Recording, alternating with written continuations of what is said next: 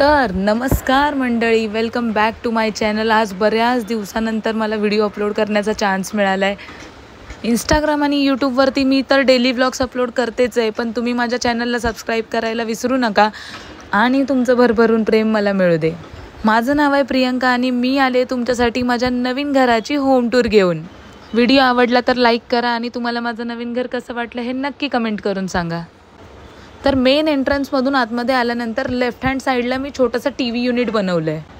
माझं TV unit तसं खूपच जास्त मिनिमल ठेवलं आहे मी, कारण टीव्हीच्या खाली मला एक बुद्धांची मूर्ती ठेवायची आणि त्या बाजूला 2 वाज ठेवेन। लिव्हिंग रूममध्ये अजूनपर्यंत माझा सोफा घ्यायचा बाकी आहे। हे जे कलर कॉम्बिनेशन तुम्ही बघता यानुसार मला एक छानसा सोफ्याचा कलर सांगा, मी नक्की ट्राय करेन। नवीन घरामध्ये शिफ्ट होण्यासाठी अजून आम्हाला महिना तरी जाईल, तोपर्यंत आम्ही होम डेकॉर आणि या सगळ्या गोष्टी बघतोच आहे। तुम्हाला कुठले सजेशन्स मला द्यायचे असतील तर तुम्ही मला नक्की सांगू शकता। सीलिंगवर हे जे मी झुंबर लावलं आहे हे मी लाहोर मार्केट काळबा देवी इथून घेतलं आहे आणि फॅन पण मी तिथूनच घेतलेत। लिव्हिंग रूम, किचन आणि बेडरूममध्ये मी जे जे फर्निचर वर्क केलं आहे त्या सगळ्याचा सनमायका वर्क मी सेम ठेवलं आहे। आता तुम्हाला लिव्हिंग रूमचं मेन अट्रॅक्शन दाखवते, ते म्हणजे या 2 फोटो फ्रेम्स।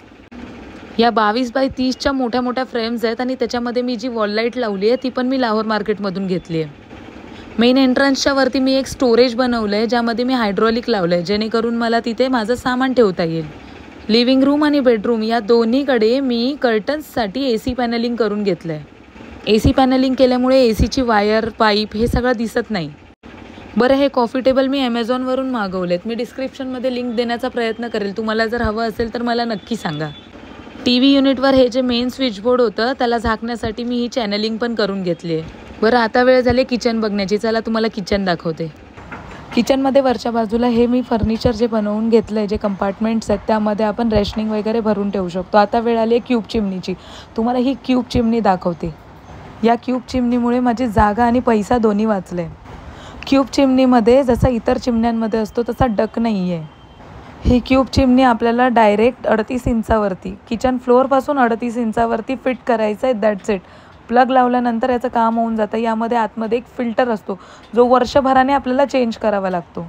या क्यूब चिमणीची जी सक्शन पॉवर आहे ती 100 स्क्वेअर फीट एरियासाठी खूप पुरेशी आहे। ही चिमणी मी क्रोमामधून 7000 रुपयांना घेतली आहे। क्रोमाच्या वेबसाईटवर ही चिमणी अवेलेबल असेल तर मी नक्की याचा लिंक देण्याचा प्रयत्न करेन। कंजेस्टेड किचनसाठी ही चिमणी एकदम परफेक्ट आहे। किचनच्या वरती जे मी कंपार्टमेंट्स बनवलेत त्या सगळ्याचा सनमायका तुम्ही चेक करू शकता, त्या पण सगळ्या मी सेम ठेवल्यात। किचन खूप छोटा असल्यामुळे मोजून 3 ट्रॉल्या इथे बसल्यात। पहिल्या सेक्शनमध्ये चमचे, ग्लास वगैरे ठेवू शकते, दुसऱ्या सेक्शनमध्ये मी प्लेट्स किंवा वाट्या या सगळ्या गोष्टी ठेवू शकते आणि शेवटच्या सेक्शनमध्ये मोठे मोठे भांडी ठेवू शकते। वापरण्यापुरती भांडी ठेवण्यासाठी ही जागा पुरेशी आहे। किचनचा ओटा तुम्ही बघू शकता, एक शेगडी ठेवल्यानंतर तिथली जागा पूर्णपणे व्यापली जाईल। बरं, आता तुम्हाला मी बेडरूम दाखवते। बेडरूममध्ये मी हा जो ड्रेसिंग टेबल मागवला आहे हा मी ॲमेझॉनवरून घेतला आहे, ज्यामध्ये आतमध्ये असं स्टोरेज आहे, वरती लाईटसुद्धा आहे, जेणेकरून मी यामध्ये माझे मेकअपचे प्रोडक्ट्स अँड ज्वेलरीज वगैरे ठेवू शकते। बेडरूममध्ये मी सिलिंग करून घेतलं आहे, ज्यामध्ये मी फॉल्स सिलिंग केलं आहे। आता हा जो बेड तुम्हाला दिसतोय हा बेडसुद्धा मी ॲमेझॉनवरूनच मागवला आहे, मोजून 10,000 रुपयांमध्ये, ज्यामध्ये असे 4 कप्पे आहेत। या 4 कप्प्यांमध्ये तुम्हाला जे काही अनयूज सामान आहे ते तुम्ही त्यामध्ये स्टोअर करू शकता। बेडची मॅट्रेस आहे ना अजूनपर्यंत बाकी आहे। बरं, ॲमेझॉनवरून मागवलेल्या प्रत्येक प्रोडक्टची लिंक मी डिस्क्रिप्शनमध्ये देण्याचा प्रयत्न करेन। बेडच्या खालच्या बाजूला मी माझ्या मुलासाठी स्टडी टेबल बनवलं आहे, ते तुम्हाला दाखवते।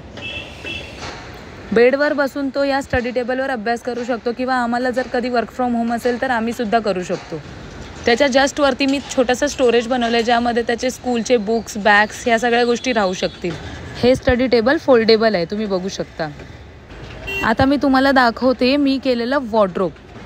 बेडच्या अपोजिट साईडला मी वॉर्डरोबसाठी जागा केली आहे, ज्यामध्ये वरतीसुद्धा मी स्टोरेज दिलं आहे आणि खाली स्लायडिंग डोअर दिला आहे। वॉर्डरोबमध्ये मी लाईटसुद्धा लावली आहे।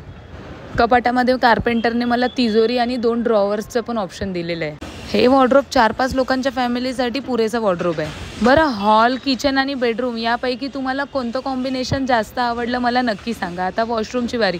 मी तुम्हाला हा एक मिरर घेतला आहे तो दाखवते, जो मी लाहोर मार्केटमधून घेतला आहे, जो मला फार आवडला होता। तुम्हाला व्हिडिओ आवडला तर लाईक करायला विसरू नका।